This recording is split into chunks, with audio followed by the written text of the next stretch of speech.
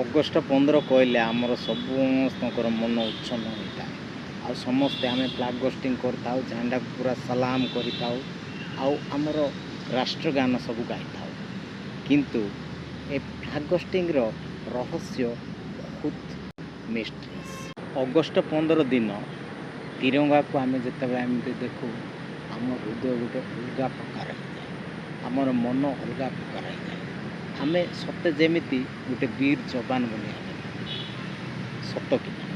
ଯଦି ଆପଣଙ୍କୁ ସେମିତି ଲାଗୁଛି ତ ତିରଙ୍ଗା ବିଷୟରେ ସମ୍ପୂର୍ଣ୍ଣ ରିପୋର୍ଟ ଦେଖନ୍ତୁ।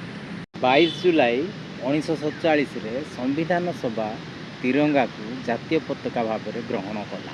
ଆପଣମାନେ ସମସ୍ତେ ଜାଣିଛନ୍ତି ଯେ 15 ଅଗଷ୍ଟ 1947ରେ ତିରଙ୍ଗାକୁ ଜାତୀୟ ପତାକା ଭାବରେ ଉତ୍ତୋଳନ କରାଯାଇଥିଲା। ଲାଲକିଲ୍ଲାରେ ପ୍ରଥମ କରି ତିରଙ୍ଗା ଫ୍ଲାଗ୍ ହୋଷ୍ଟିଂ ହୋଇଥିଲା।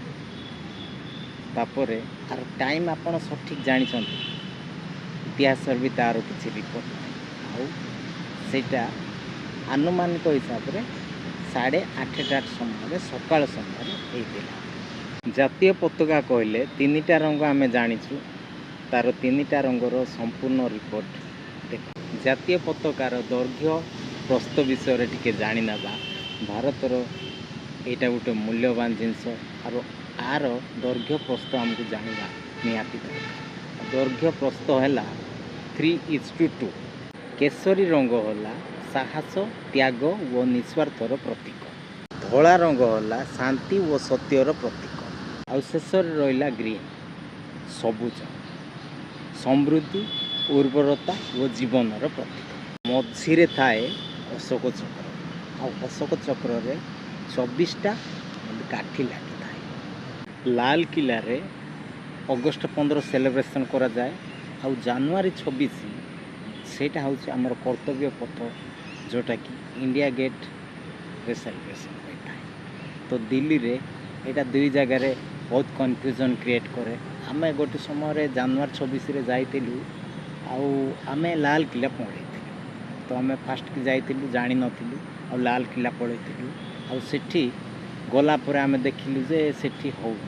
ତାପରେ ତୁରନ୍ତ ଆମେ ଅଟୋ ନେଇକି ଆଉ ଥରେ ଆମେ ଜାନୁଆରୀ 26ରେ ଯାହା ସବୁ ହେଉଛି ସେ ପ୍ରୋଗ୍ରାମ୍ ଦେଖିବା ପାଇଁ ଆମେ ଆଉ ଥରେ ଇଣ୍ଡିଆ ଗେଟ୍ ଯାଇଥିଲୁ। ଆଉ ଇଣ୍ଡିଆ ଗେଟ୍ରେ ଆମେ ଦେଖିଥିଲୁ ଯେ ସେସବୁ ବହୁତ ସୁନ୍ଦର ଭାଇ, ବହୁତ ବଢ଼ିଆ। ଆପଣମାନେ ଯଦି ଦେଖୁଛନ୍ତି ତ ମିସ୍ କରନ୍ତୁ ନାହିଁ।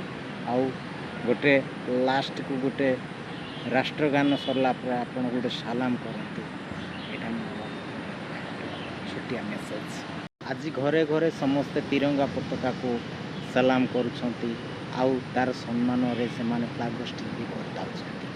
ତ ଆଗରୁ ସେସବୁ ସୋସିଆଲ ମିଡ଼ିଆ ନଥିଲା, ଆଉ ସମସ୍ତେ କିଛି ଜାଣିପାରୁନଥିଲେ। କିନ୍ତୁ ବର୍ତ୍ତମାନ ସୋସିଆଲ ମିଡ଼ିଆ ଜାମାନା, ଆଉ ସମସ୍ତେ ତାଙ୍କୁ ସମ୍ମାନ ଦିଅନ୍ତି।